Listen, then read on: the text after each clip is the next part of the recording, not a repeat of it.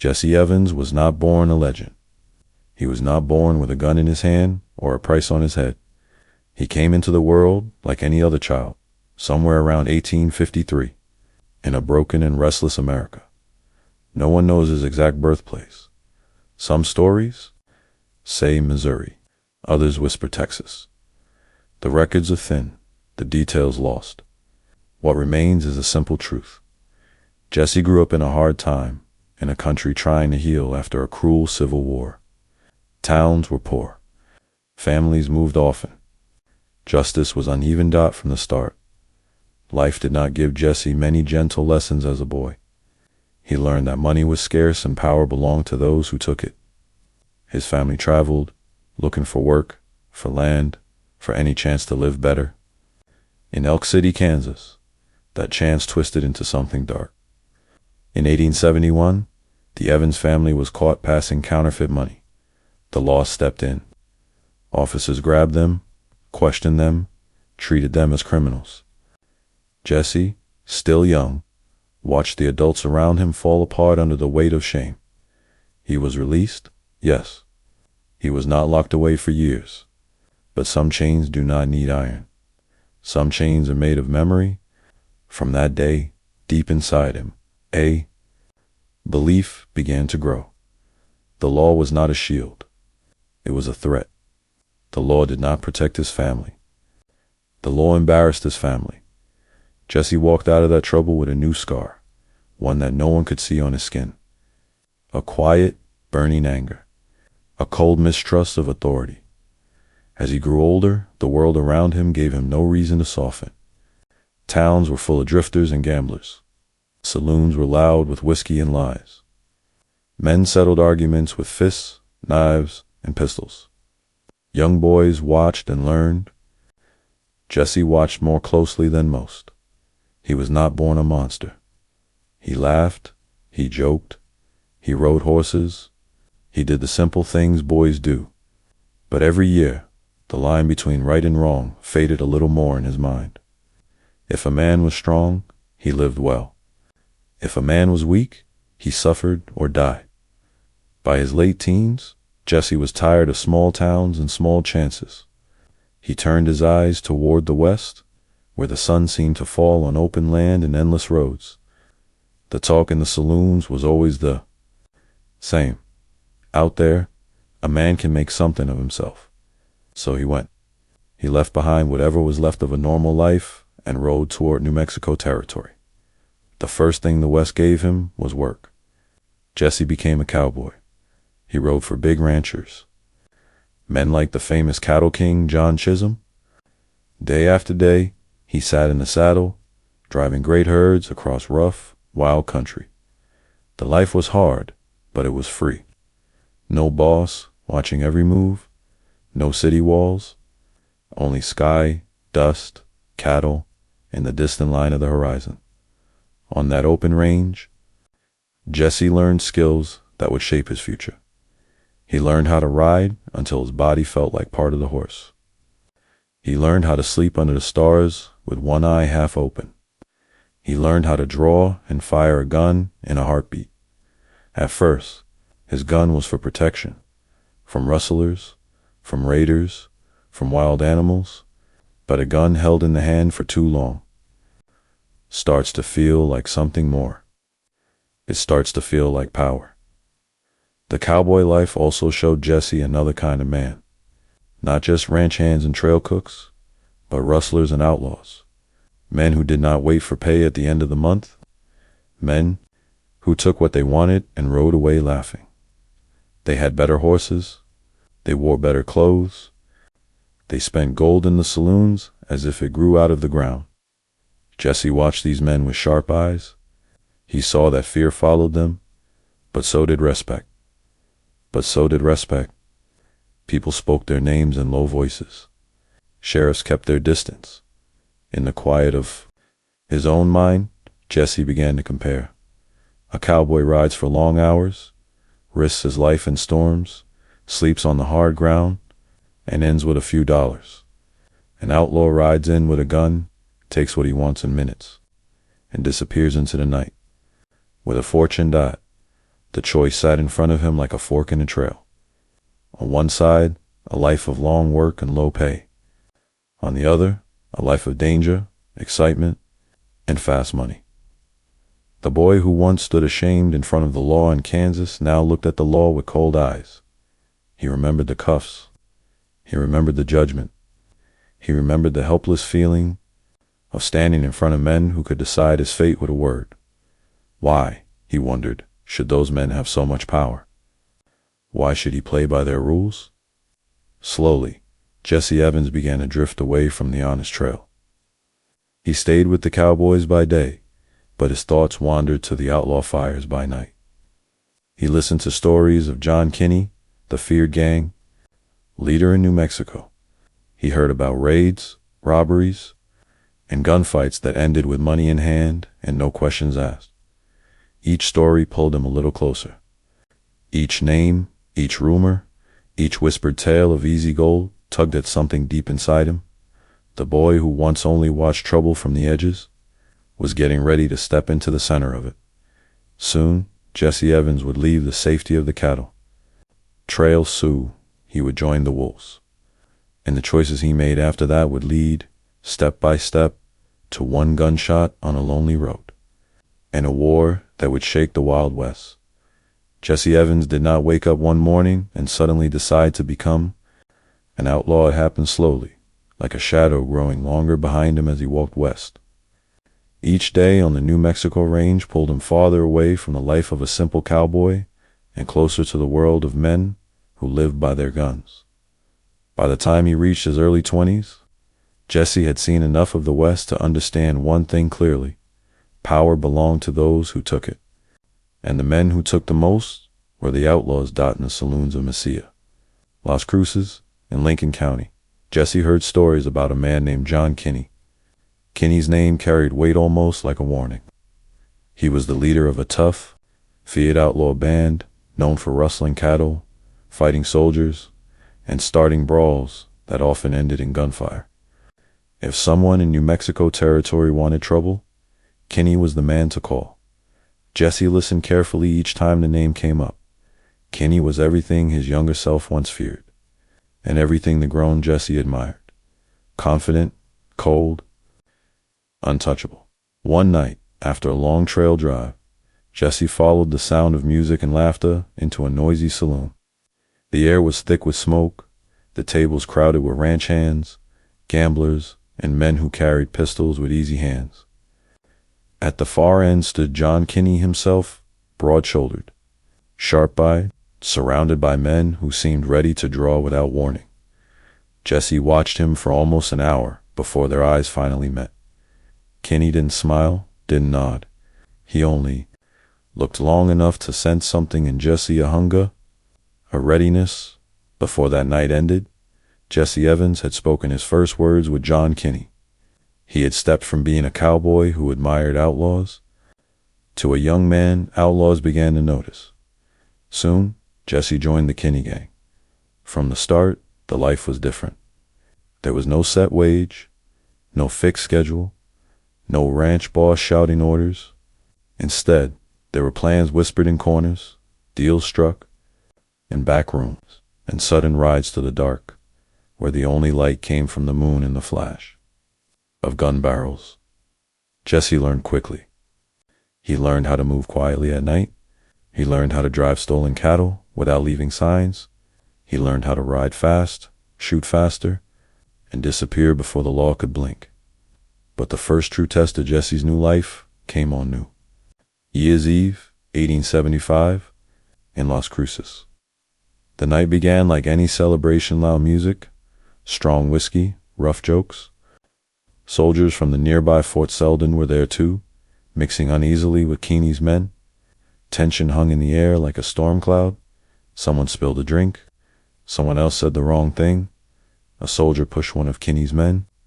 A punch was thrown, and suddenly fists were flying.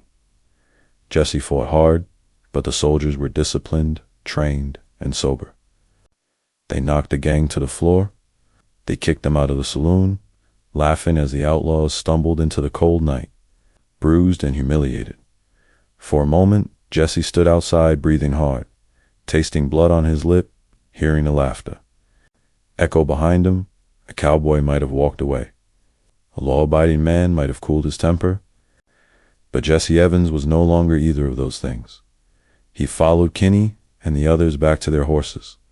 They grabbed their guns, their anger hot and sharp, pushed them straight back into the saloon. This time, they didn't use fists. This time, they fired. Gunshots exploded through the room. Windows shattered. Men screamed. Soldiers fell. In seconds, the New Year's celebration turned into chaos. When the smoke cleared, several men were dead or badly wounded. Kinney's gang fled into the darkness, riding hard and fast, hearts pounding, knowing they had crossed a line that could never BUNCROSAZD.N. Jesse Evans. He felt something he had never felt before, the raw, electric rush of violent power, the understanding that fear could move people like wind moves grass. The realization that he didn't want to go back to being a quiet cowboy again. After that night, Jesse belonged fully to the outlaw world. But even among outlaws, he stood out. He wasn't reckless. He wasn't wild or loud. He was calm, sharp, dangerous in a quiet way that made men respect him even more. It didn't take long for Jesse to rise. He began taking charge of small raids. He led rustling trips across the borderlands. He planned ambushes with steady hands and steady eyes. Men followed him not because he talked big, but because he delivered results. He was young, but he had the mind of a leader. And eventually, John Kinney saw it too. The gang grew larger, bolder, more feared. They controlled trails, terrorized ranchers, and made lawmen nervous. But no matter how strong the gang became, Jesse's ambitions grew faster. He didn't just want to be part of the wolf pack. He wanted to become the wolf that others followed. So slowly, carefully, Jesse began to build his own circle of loyal men tough riders like Billy Morton, Frank Baker, and Tom Hill. These men trusted Jesse. They listened to him. They believed that he, not Kinney, would take them into the next great chapter of outlaw life. The split was not sudden, but it was unmistakable. Jesse Evans was no longer John Kinney's young recruit. He was becoming Jesse Evans, leader of the boys. The West had given him a gun. Kinney had given him purpose, but Jesse's hunger gave him something far greater, his own gang, his own power, and soon, his own war. Jesse Evans did not leave the Kinney gang because of anger. He left because he had grown, because he wanted more than to ride under another man's shadow, because he felt something inside him, a quiet, sharp confidence that told him he was ready to lead his own crew, and he already knew the men he wanted by his side. There was Billy Morton, tall, rough, and loyal in his own hard way. There was Frank Baker, a clever rustler who could read cattle trails like a map. There was Tom Hill, fast with a gun and faster with a grin. And there were other drifters, gamblers, cowboys, with nothing to lose and everything to gain. They gathered around Jesse naturally, not because he yelled, not because he bragged, but because he moved with a calm, dangerous confidence that made men trust him even when they shouldn't. Soon, people no longer called them Kinney's leftovers. They had a new name, a name that traveled across New Mexico like a warning. D. Boys. But everyone knew who really led them, Jesse Evans. Life in the gang was simple. Ride hard. Take what you want. Leave before anyone can stop you. But Jesse was different from the loud, reckless outlaws of the West. He didn't raid just for fun. He didn't start fights just to prove he could. He moved like a chess player, always thinking 2 or 3 steps ahead. If they rustled cattle, he picked the herds no one could easily trace. If they robbed, he chose the roads where the law was slow and the land was empty. If they got into fights, he made sure they struck first, fast, and without hesitation. This new gang made money, good money, and Jesse liked the feeling of being the one who decided where to ride, who to hit, when to strike. But money wasn't the only reason his name began to spread. It was the way he carried himself, calm in storms, cold in danger, steady in violence. One evening, in a small adobe saloon near the Rio Grande, Jesse sat at a corner table with his gang. The room was loud with music and drunken laughter. Ranced, hands gambled, piano players stumbled through an old tune. But Jesse's gaze stayed sharp, scanning every movement, every noise, every stranger stepping through the door. Frank Baker leaned toward him and whispered, "Boss, you ever relax?" Jesse didn't look away from the door. "The man who relaxes," he said quietly, "is the man who gets shot first." His men didn't argue. They had seen it. They had lived it. Soon, the name Jesse Evans carried weight. Ranchers cursed it. Cowboys respected it. Sheriffs feared it. And drifting through the West, crossing paths with rustlers and outlaws, was a young man who would one day become a legend. Billy the Kid. Back then, Billy was still searching for a place to belong. He played cards, worked odd jobs, rode with small crews, and drifted from trouble to trouble. Sometimes people said Billy rode with Jesse's group for a short while. Some stories claim he admired Jesse. Others say he feared him even then. What's certain is that their circles overlapped. Their worlds touched. Their paths crossed. Two young men, barely in their 20s. One destined to become a legend. The other destined to start a war. But at this moment in time, they were just two drifting outlaws, trying to stay alive in a land where everyone carried a gun and no one trusted the law. As Jesse's reputation grew, so did the danger. The law began to pay attention. Not because they admired him, but because too many ranchers were complaining. Too many stolen cattle, too many armed riders moving through the night, too many dead men found in dusty canyons. But the law was weak in New Mexico, and Jesse knew its sheriffs were overworked, underpaid, and sometimes bought off. Judges disappeared when trouble came. One town might praise him for driving off raiders, while the next wanted him hanged for stealing their horses. This confusion, this broken justice system, made the perfect home for a man like Jesse Evans. One afternoon, while riding across the dry plains near Tularosa, Jesse and his men stumbled upon a group of vaqueros driving cattle. At first, Jesse watched quietly. The herd was big, the brand marks were new, the vaqueros looked young and nervous. "Easy pickings," Tom Hill said with a grin. Jesse didn't answer at once. He scanned the horizon. He listened to the wind. He looked at the nervous boys holding their reins too tight. Then he shook his head. "Not today," he said simply. Tom frowned. "Why not?" "They're scared. They'll run." Jesse looked him in the eye and replied, "Scared men shoot wild. Wild bullets kill good outlaws." That was Jesse careful when others were careless. Cold when others got excited. Focused on tomorrow, not just tonight. His men followed him not because they loved him, but because he kept them alive. By now, Jesse had the money, the followers, the respect, and the fear that a true outlaw leader needed. But something else was happening in New Mexico. Something bigger than cattle rustling or saloon fights. Something political, something dangerous. Lincoln County was changing. Two powerful factions were battling for control. The Murphy-Dolan house on one side, and the newcomers Tunstall and McSween on the other. At first, Jesse watched from a distance. It wasn't his fight, but what happens when powerful men start fighting. They look for muscle, they look for fear. They look for outlaws who can take orders. And soon, they would come looking for Jesse Evans.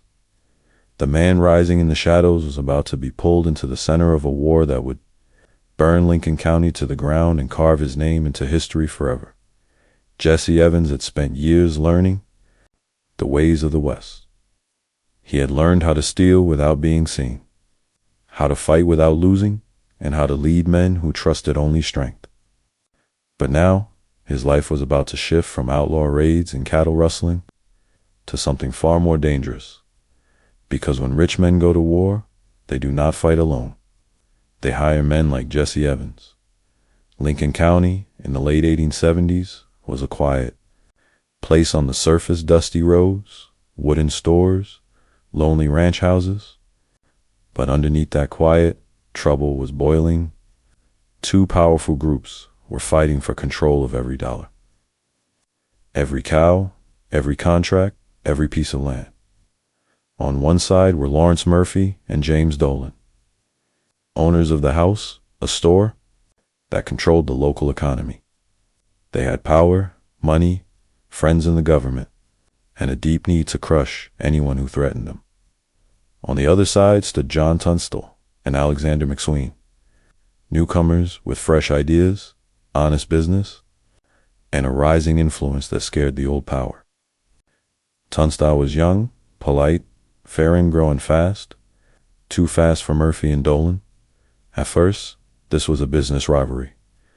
But in the Wild West, business rivalry had a way of turning into gunfire. Murphy and Dolan watched Jesse Evans from a distance. They saw a young outlaw with a steady hand, a man who commanded loyalty, a man who had no hesitation in violence, yet moved with intelligent caution. In their world, these qualities were gold. One afternoon, Jesse and his men were resting near a small creek. The sun was dipping low, turning the sky orange. Horses drank quietly while the gang lounged in the shade. They had just finished a job, one that paid well, and spirits were high. A dust cloud rose in the distance. A rider approached alone. Jesse stood before anyone else did. He watched the man ride closer, a messenger, dressed too clean to be a ranch hand, too nervous to be an outlaw. "Message for Jesse Evans," the rider said, stopping his horse. Jesse took the note. He didn't open it at once. Instead, he studied the man's face. "You work for Murphy?" he asked calmly. The rider swallowed hard. "Yes, sir." Jesse opened the note. The words were simple and clear. "We need your services. Come to Lincoln. There is money for men with your talent." Jesse folded the note and slipped it into his coat. Frank Baker grinned. "Looks like someone important wants your time." Jesse didn't smile. "Important men mean important danger," he said, but he knew he would go. Men like Murphy and Dolan didn't extend invitations twice. A few days later, Jesse rode into Lincoln. The town looked peaceful on the outside, small shops, wooden houses, children playing in the dust. But Jesse saw the signs immediately. Too many armed men hanging around the house, too many eyes watching from windows, too many whispers as he passed that inside the Murphy Dolan store, the air was thick with cigar smoke. Murphy, older and heavy-set, sat behind a desk. Dolan, younger and sharper, stood with his arms crossed. "You're Jesse Evans," Dolan said. It wasn't a question. Jesse nodded. Murphy leaned forward. "We have a problem, son. A man named John Tunstall is taking business that belongs to you." As Jesse didn't speak, he waited. "We need someone to discourage him," Murphy continued. Jesse understood the meaning instantly. Harassment, raids, pressure, a slow squeeze on Tunstall's operations. Dolan stepped closer. "You and your men will be paid well, more than rustling ever earned you." Jesse's eyes narrowed slightly. "And the law?" Dolan laughed, a cold, thin laugh. "The law is ours." Those 4 words told Jesse everything he needed to know. He didn't answer immediately. He let the silence sit in the room like a coiled snake. Finally, he said, "What exactly do you want done?" Murphy and Dolan exchanged a look, then nodded. "Tunstall has cattle, horses, employees. You know how to make a businessman nervous." Jesse understood. They wanted the raids to begin. They wanted fear. They wanted Tunstall weakened, humiliated, maybe ruined. He stood straight and said, "All right, but my men get paid first." Dolan smiled. Murphy pushed a small pouch of coins across the desk. The deal was made. From that day forward, the boys became the muscle of the Murphy-Dolan faction. Under Jesse's leadership, they raided Tunstall's herds, scattered his cowboys, and stole his horses. Each time they rode, they left a message behind. This land belongs to the house. Tunstall complained to the sheriff. He wrote letters. He pleaded for protection. But protection rarely came, and when it did, it was slow and weak. The law was supposed to be neutral, but in Lincoln County, justice had a price tag, and Murphy and Dolan had deeper pockets. As the raids continued, Jesse began to feel the town tighten around him like a fist. Tunstall's men glared at him wherever he went. Strangers whispered his name. Rumors spread like wildfire that Jesse was planning something big, that he was being paid to start trouble, that the county was heading toward open conflict. Jesse ignored the talk. Money was money, and he was earning more than ever. But deep down, he sensed something else. A slow, steady pull toward an event he could not yet see. A moment that would change everything. He did not know it yet, but every raid, every stolen horse, every threat shouted across a dusty fence line was pushing Lincoln County closer and closer to the spark that would ignite a war, and Jesse Evans, the young outlaw who once drifted quietly across the plains, was about to become the match. The raids kept coming. Every few nights, Jesse Evans and the boys rode out under the silver moon, their horses moving like shadows across the dry New Mexico land.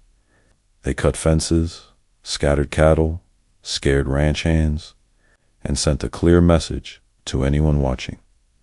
Murphy and Dolan owned Lincoln County, and Jesse Evans was the man making sure everyone remembered it. But even as Jesse carried out these orders, something in the air felt different. He could sense it like a storm building over the desert. The raids were no longer just business. They were becoming personal. John Tunstall, the calm English rancher on the other side of the conflict, refused to be intimidated. He kept buying cattle. He kept running his store. He kept speaking boldly in town meetings. And every time he did, the tension in the county tightened just a little more. Jesse could feel eyes on him wherever he went. Tunstall's cowboys glared at him from across the street. Newspapers whispered about rising violence. Even neutral ranchers worried the county was heading toward something ugly. Jesse didn't care much about politics.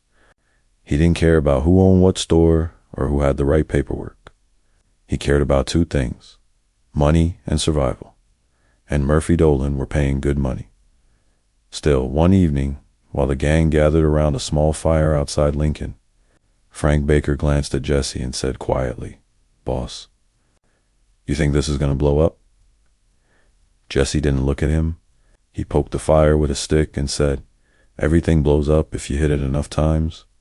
The men laughed softly, but the truth hung heavy in the night air. In early February 1878, the tension snapped that Jesse and his men rode into Lincoln to collect payment from Dolan. The town felt strange, that day too quiet, too still. People seemed to be watching from windows, stepping back into doorways, whispering behind hands. Inside the house, Dolan leaned over at the table with a grin that didn't reach his eyes. "We've got a new job for you, Jesse." Jesse folded his arms. "Another raid." "Something more official," Dolan said. Murphy chimed in. "A warrant's been issued for John Tunstall." Jesse's jaw tightened. A warrant, that meant this wasn't just outlaw work. This was legal cover for something dangerous. Dolan slid a folded paper to Jesse. "We've been asked to assist the sheriff as part of a posse." Jesse slowly unfolded the document. It was simple. Tunstall was to be arrested for interfering with property. But Jesse knew the truth. The rival businessman wasn't being arrested, he was being removed. Frank Baker shifted uncomfortably. "Boss, they want us to ride against a rancher with no gunfighting crew." Jesse gave him a cold look. "Orders are orders, and we're being paid." Tom Hill chuckled nervously. "It's not like we're shooting him. But even he didn't sound convinced. Jesse folded the warrant and slipped it into his coat. "Tell the sheriff we'll ride." On February 18th, 1878, shortly after sunrise, the posse gathered on the open range. The sky was pale blue, the air sharp and still.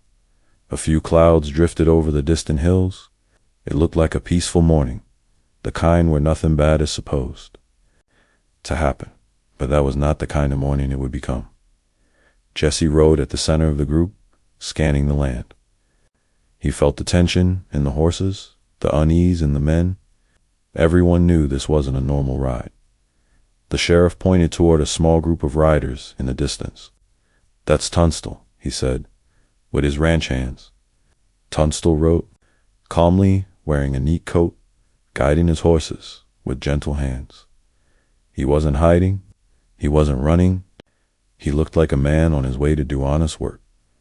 The posse rode down toward him. Slow, controlled, dangerous.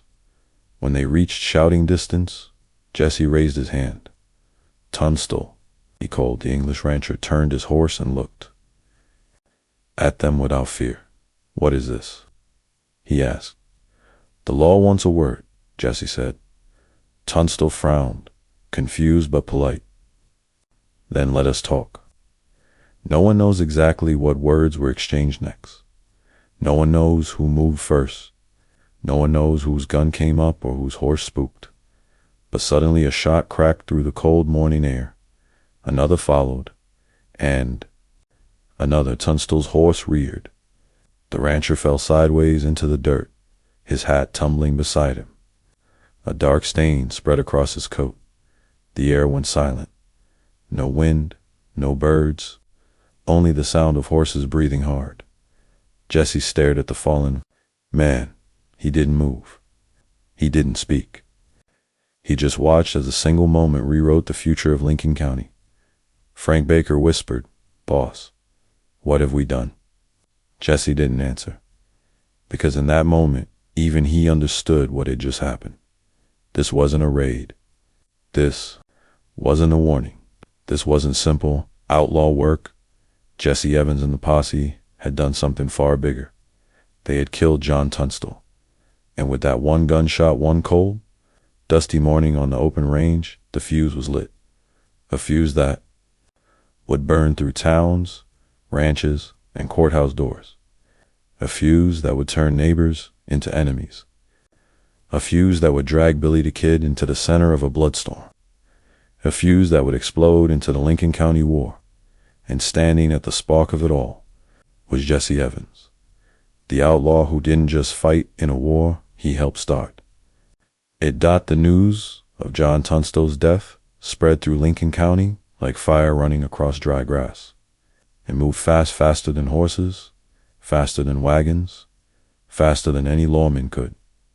By noon, every ranch house, every small store, every dusty street corner was whispering the same name, Jesse Evans.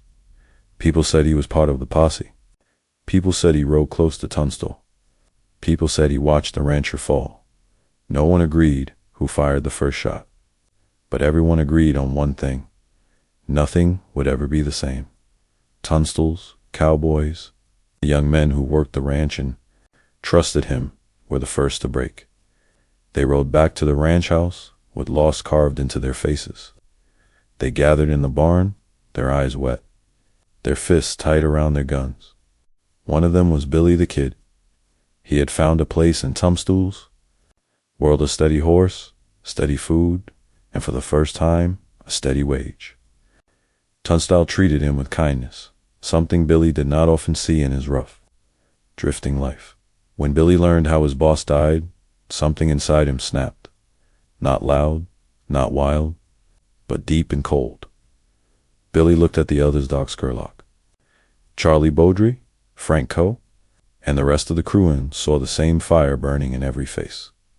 He didn't deserve that, Billy whispered. He didn't fight back. They just killed him. Doc Scurlock nodded slowly. Then we give him justice. Justice, a simple word that meant very different things in the West. To the courts, justice was slow. To the sheriffs, justice was whoever paid more. To these young cowboys, justice was a gun dot by sundown. Tunstall's men joined together in something new, something dangerous. They called themselves the Regulators, not outlaws, not a gang, a group sworn to avenge their fallen leader and bring down the men who killed him. And at the heart of this group stood Billy the Kid, a young man with quick hands, quicker eyes, and nothing left to lose.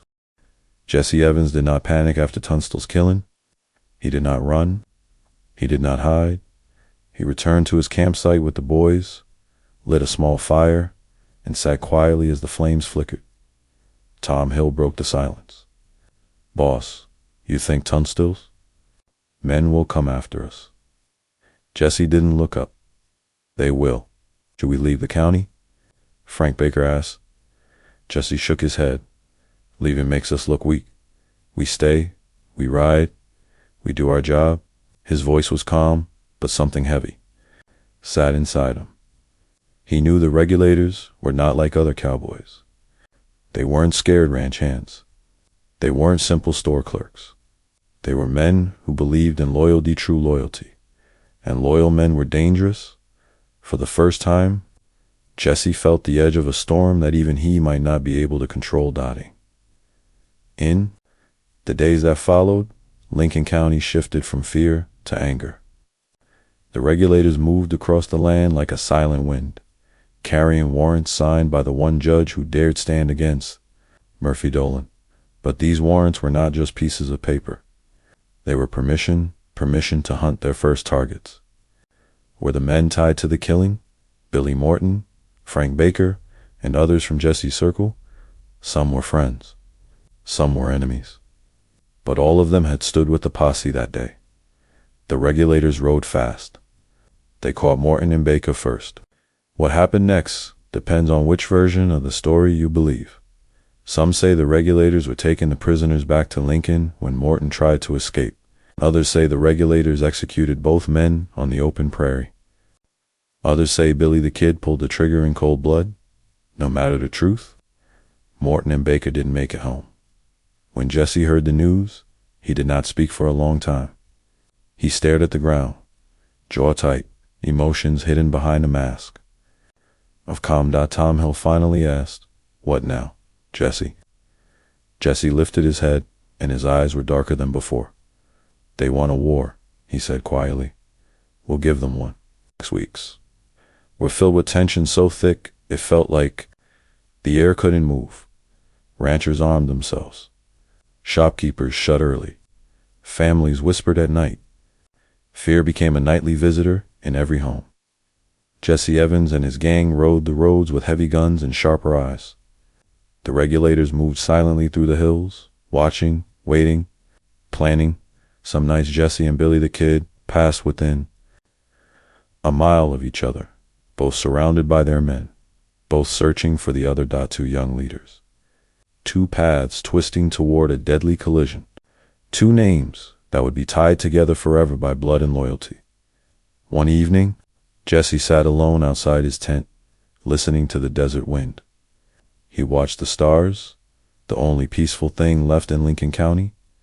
He thought about the early days working. Cattle drifting across the plains, laughing with his gang when life was simpler. He thought about the small mistakes, the big choices, the slow steps that brought him to this moment. He wasn't afraid of Billy the Kid. He wasn't afraid of the Regulators. But deep down, he understood something important. Tunstall's death had changed the rules. The old balance was gone. The old peace was dead. Now the fight wasn't about cattle or pay or rivalry. It was about revenge, honor, survival. The Regulators believed they were right. Jesse Evans believed he was simply doing the job he was paid to do. Two sides, two stories, one county ready to explode. And Jesse Evans, the man who never wanted politics or power, now stood at the center of a storm that was only beginning. The Lincoln County War had not truly started yet. But the first punches had been thrown, the first bodees buried, the first lines drawn, and soon The whole territory would know what happened when Jesse Evans and Billy the Kid crossed paths in a battle. No one could stop. The West was about to burn. Lincoln County no longer felt like a place where people lived. It felt like a place waiting to explode. After the deaths of Billy Morton and Frank Baker, fear settled over the land. Ranchers whispered behind closed doors. Shopkeepers bolted their doors early. Even the wind seemed to carry tension, brushing dry grass with a sound too close to footsteps. Jesse Evans felt that tension too. He wasn't a man who feared danger. He had lived with danger for years. But he understood something deeper. The regulators were not just angry men. They were men with a mission that made them unpredictable. And unpredictability killed fast. Jesse gathered his gang around a fire late one night. The flames lit their faces in sharp orange shadows. Each man looked tired, worn, and ready to hear whatever their leader had to say. "We keep riding," Jesse said calmly. "We stay sharp. We watch the roads. No fear, no panic." Tom Hill nodded, tightening his saddle straps. But Frank Coe, who had been silent for days, finally spoke up. "Boss, Morton and Baker were our own. If the regulators caught them, they'll come for us next." Jesse didn't flinch. "They will. We just wait." Hill asked. Jesse's eyes hardened. "No. We keep moving, we stay ahead, and if they want to fight, we don't give them the better shot." It was the outlaw version of a plan, simple, direct, and built on instinct. Yet even Jesse knew this was more than a simple outlaw fight. This was a war being pushed forward by something far larger than personal grudges. Murphy and Dolan wanted control. Tunstall's men wanted justice. The regulators wanted revenge. And Jesse, he was caught in the middle, serving one side, hunted by the other. As winter faded into early spring, the regulators struck again. This time at the heart of Murphy Dolan's power. Their men, their stores, their friends in the law. The county sheriff, William Brady, had supported the House for years. He had helped uphold their power, whether through honest law or bent justice. Jesse didn't trust Brady, but he knew Brady stood on the same side of the line. One cold morning in April, Jesse heard the news. Sheriff Brady had been shot down and the street gunned down by Billy the Kid and the regulators in broad daylight, right in front of the Lincoln courthouse. "Bold," Tom Hill muttered. "Real bold." Jesse stared at the dirt beneath his boots. He was not shocked. Not really. But something inside him shifted. The regulators were sending a message. No badge can protect you. If they could kill the sheriff, they could kill anyone. Jesse knew the town was slipping beyond anything he could control. The authority of the law was breaking. The order of the county was dissolving. Murphy Dolan were losing ground. And every time a bullet flew, someone said the same name again. Jesse Evans. As if he alone represented all the violence, all the wrongdoing, all the fire tearing the county apart. A week later, Jesse and his gang were riding the high trails near Lincoln, attempting to stay out of open confrontation. As they crossed the ridge, they spotted dust rising in the distance. "Riders," Frank Coe said, shielding his eyes. Jesse looked. 6 or 7 men on fast horses, moving in a straight line. He knew instantly who they were. "The regulators?" he said. The gang tensed. Hands went to reins. Fingers brushed gun handles. But Jesse lifted his hand. "No shooting unless they fire first. We don't waste bullets." The two groups passed in the open, separated by only a few hundred yards. The distance was close enough to see faces, close enough to sense rage. Billy the Kid rode near the front, staring directly at Jesse. A quiet, hard stare. Not of fear, not of respect. A stare of challenge. Jesse returned, the look calm, steady, unblinking. For a moment, the world narrowed to just the two of them. 2 young men, shaped by violence. Two leaders, surrounded by loyal followers. Two names, tied together by fate. No words were spoken. No shots were fired, but something passed between them. A silent understanding. This was not over. Not even close. Then the regulators rode past, disappearing over the ridge like ghosts. Jesse watched them go. Tom Hill exhaled. Thought they'd shoot. Jesse said nothing. Because deep inside, he knew something important. Billy the Kid wasn't done hunting. He was choosing his moment. Lincoln County sank deeper into chaos. Men no longer slept with their doors unlocked. Women carried rifles inside their homes. Every stranger was seen as a threat. Every sound at night felt like approaching gunfire. People whispered Jesse Evans' name with a mix of anger and fear. Some called him a murderer. Others called him a gun for hire. A few called him brave. Jesse ignored it all. He had chosen his side. He had taken the money. He had made his decisions. Right or wrong didn't matter anymore. Survival did. One evening, as the gang camped near a narrow canyon, the sun painted the sky with blood-red light.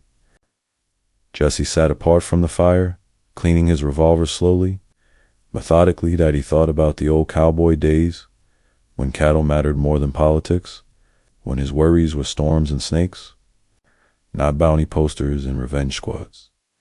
He thought about the simple days he would never see again.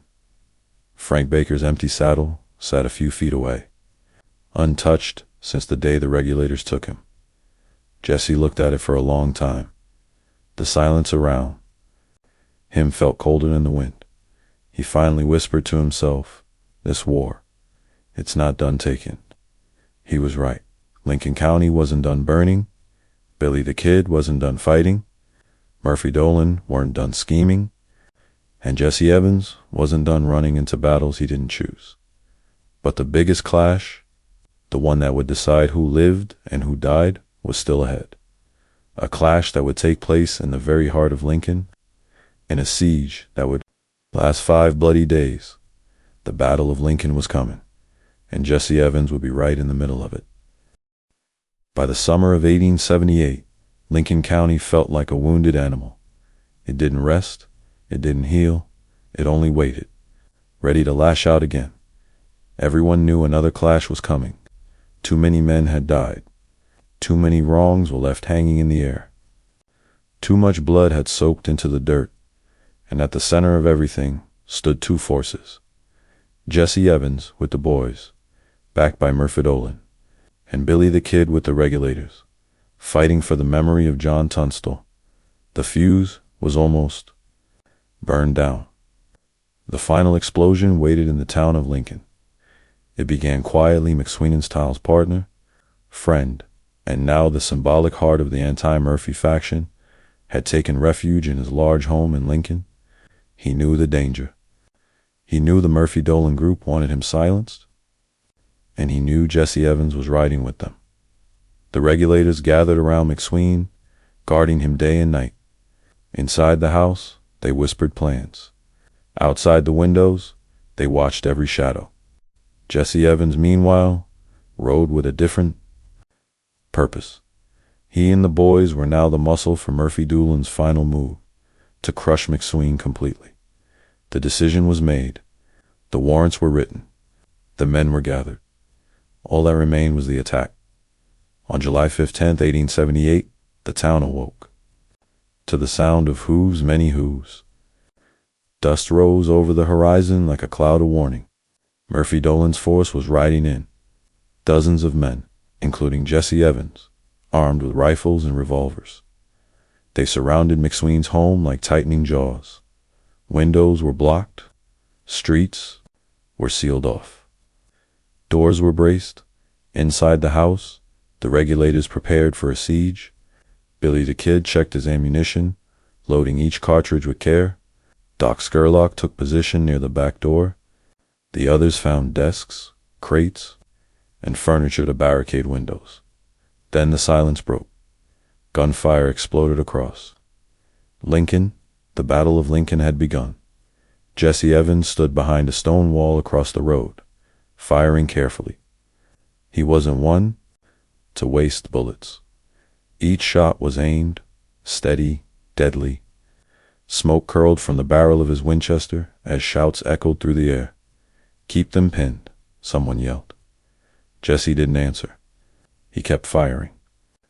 Every time a shadow moved inside the McSween house, he sent a bullet through the window frame. Tom Hill crouched beside him, grinned through the smoke. "They're trapped, Jesse. No way out." But Jesse didn't smile back.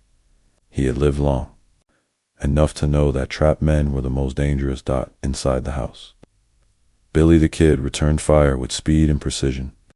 His shots cracked through the air, sending splinters of wood and dust flying around Jesse and the other attackers. The regulators were outnumbered, but not outmatched.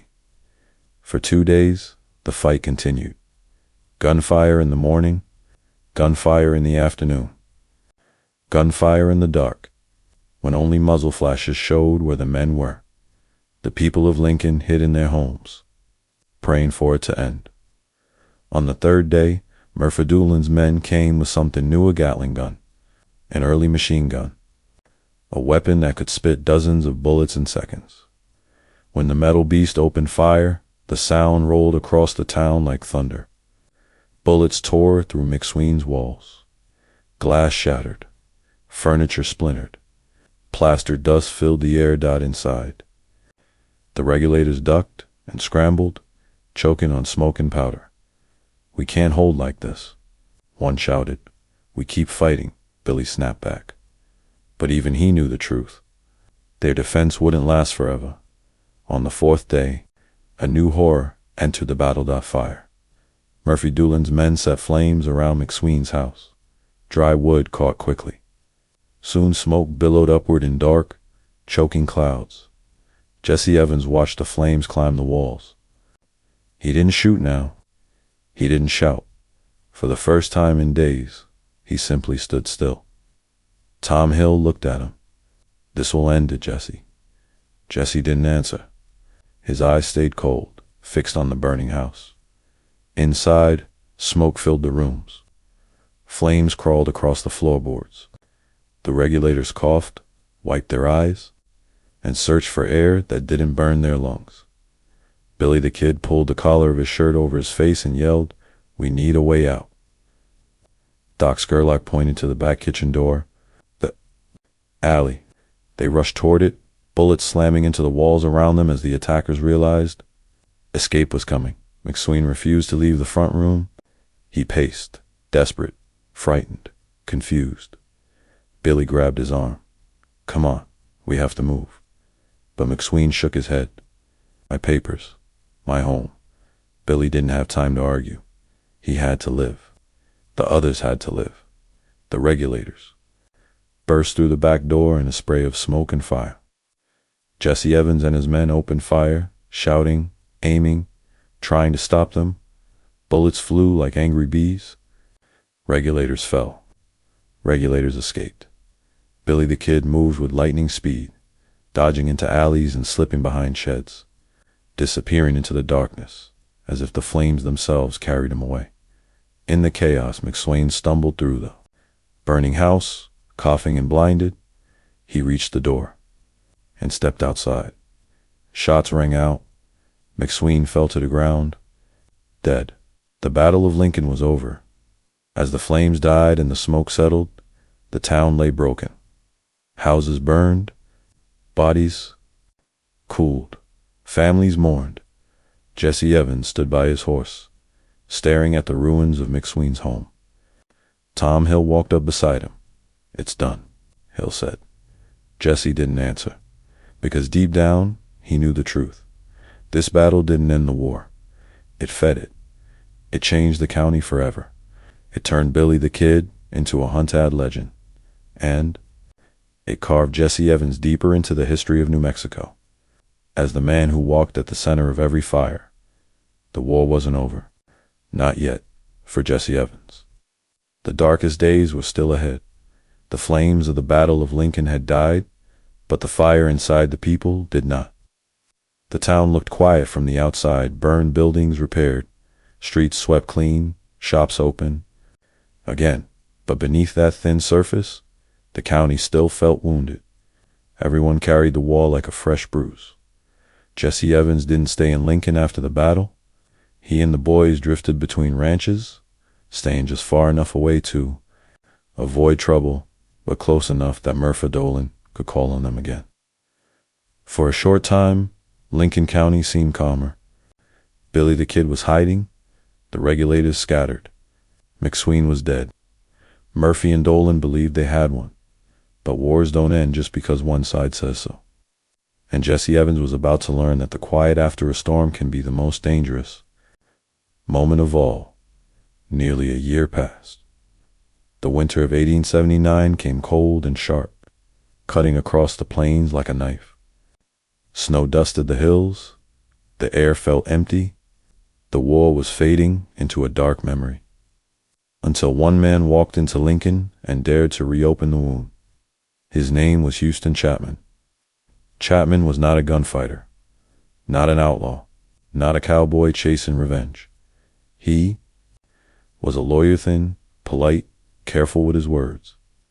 He represented Susan McSween, the widow of Alexander McSween, who had died in the flaming ruins of his own home. Chapman came to Lincoln with a simple mission: to bring legal charges against the men connected to her husband's death. And that list, of course, included Jesse Evans. Chapman's presence in town was like a match dropped into dry grass. People whispered. Murphy Dolan paced nervously. Jesse. Evans watched carefully. Chapman began filing papers, talking to locals, asking questions. Each day he dug a little deeper into the Tunstall shooting, the battle, and everything in between. For Jesse, Chapman was not a threat with a gun. He was something far worse, a threat with the law. A gunfight was simple, quick, clear. But a lawyer? A lawyer could drag a man into courtrooms, force witnesses to speak, bring judges and journalists into the county, and Jesse Evans knew the war had already drawn too much attention. On the evening of February 18th, 1879, exactly 1 year after the morning Tunstall was killed, Lincoln felt strange. The air was still, the streets empty. The sun dipped behind black clouds, painting the town in dull gray light. Houston Chapman walked the street near the house, carrying papers under his arm.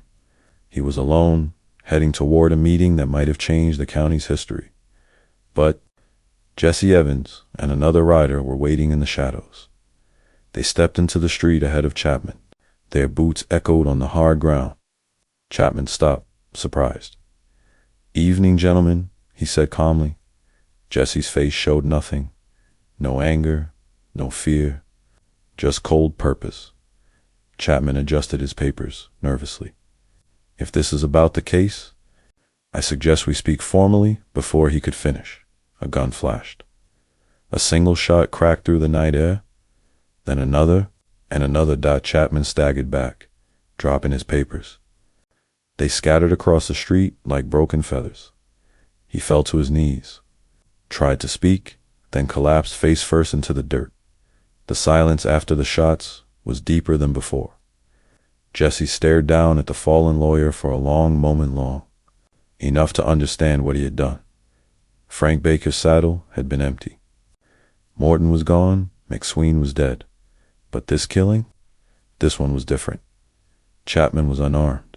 He was trying to help a widow. He was trying to use the law, not a gun. And now he was gone. The news spread faster than wildfire. People didn't whisper. This time, they shouted. They cried. They pointed fingers. This is murder. Chapman was innocent. Somebody must hang for this. Women refused to walk alone after dark. Men locked their doors. The few honest sheriffs left in the county demanded justice. And everyone said the same name again. Jesse Evans, the man who started the war, had now killed a man trying to end it. Even Murphy and Dolan were shaken. Chapman's murder brought too much heat, too much attention from Santa Fe, from Texas, even from Washington. Jesse Evans was no longer a useful weapon. He was now a target. Jesse didn't wait for the law to find him.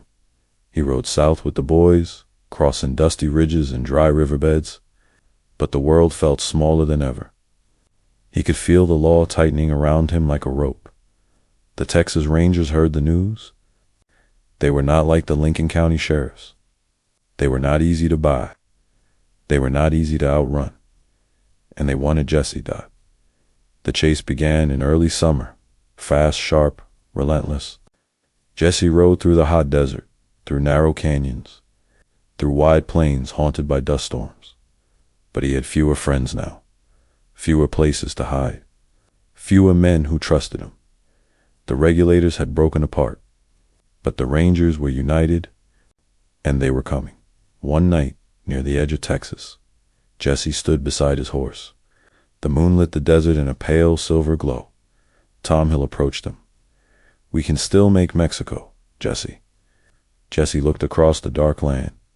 He knew Mexico offered safety.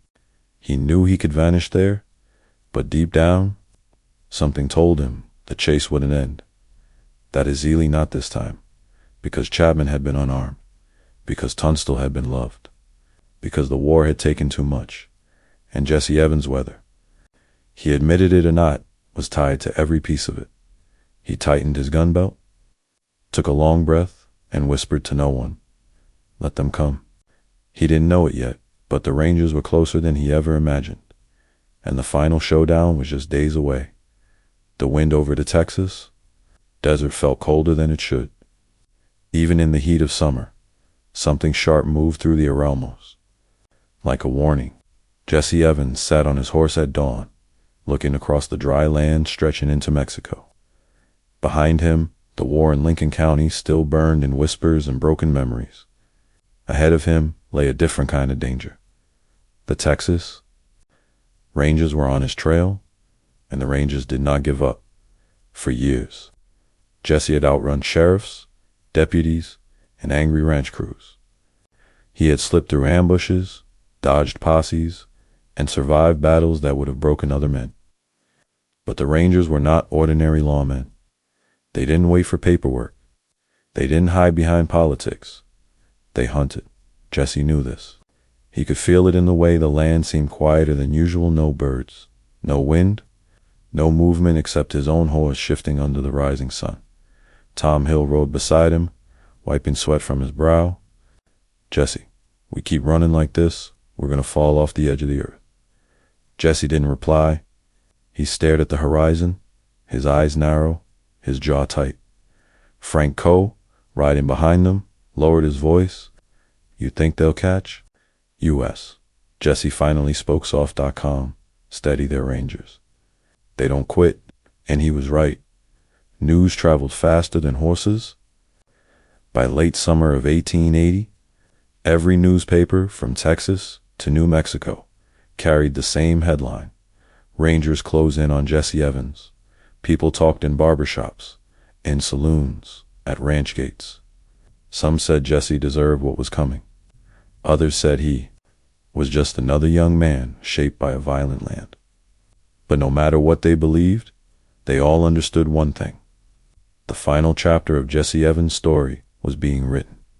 The chase ended near Presidio del Norte, a hot, dusty town near the Rio Grande. Jesse and a few of his men were resting, believing they had slipped free. But before sunset, figures appeared on the horizon, slow at first, then faster, then unmistakable. Texas Rangers, men like D.T. Carson, Ed Seeker, and George Binghamhart. Men who knew the land and knew how to end a fight quickly. Jesse looked up. His face stayed calm, but his heart beat like iron against his ribs. He turned to his men. "This is it," he said simply. The gunfight struck like lightning. Rangers charged forward with rifles raised. Jesse Evans and his gang scrambled for cover behind dry rocks and broken walls. The air cracked with gunfire. Bullets spit dirt into the sky. Horses screamed. Men shouted. Jesse fired back with deadly precision. He hit one Ranger in the leg, forcing him to the ground. Tom Hill shot from behind a boulder, yelling, "Keep them back." But the Rangers were trained, experienced. Patient. Ranger George Bingham pushed forward through the dust, firing again and again. Jesse recognized him instantly. The sharp eyes, the steady hands. The two men met in a deadly exchange. Bingham fired. Jesse ducked. Jesse fired. Bingham stumbled. Before Jesse could breathe, the Ranger fell backward, hit squarely in the chest. Silence struck the land for one long second. Then gunfire erupted a gungree this time. Harder, faster. The Rangers returned fire with fury. Jesse's man, George Davis, fell beside him. John Gross was hit in the shoulder. Tom Hill screamed for help as bullets ripped the ground. Around him, Jesse realized something in that moment, a truth he had never allowed himself to admit. He could not win this fight. Not this time. Not against these men. When the guns finally fell silent, the dust settled slowly. Jesse and the survivors were surrounded. The Rangers moved in with rifles drawn. Carson stepped forward. "You're done, Evans. Lay down the gun." Jesse stood, still, chest rising and falling, eyes locked on the Ranger. He didn't argue. He didn't spit back insults. He didn't beg Dot. He simply lowered his revolver and let it fall to the dirt for the first time in years. Jesse Evans was caught. The trial was quick. The sentence was clear. Jesse Evans was sent to Huntsville Prison in Texas. Gone were the open plains. Gone were the long rides under the stars. Gone were the nights around campfires with the boys. His world shrank to stone walls, iron bars, and the sound of boots echoing down cold hallways. Prison did not break him, but it changed him.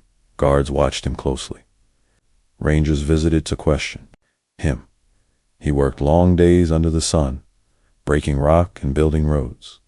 Once, he even tried to escape bolting during the work detail, but he was caught before nightfall. Still, he kept his pride. He never cried. He never begged Dot. He survived. And in 1882, Jesse Evans walked out of Huntsville a free man. But freedom did not feel like it once had. The West was changing. Billy the Kid was dead. Murphy Dolan had faded. The regulators were scattered. There was no war left to fight. And for the first time since he was a boy, Jesse had no gang. No mission, no place to go. After 1882, Jesse Evans simply vanished. Some said he rode into Mexico and lived quietly under a false name. Some said he drifted east, working odd jobs and never speaking of the past.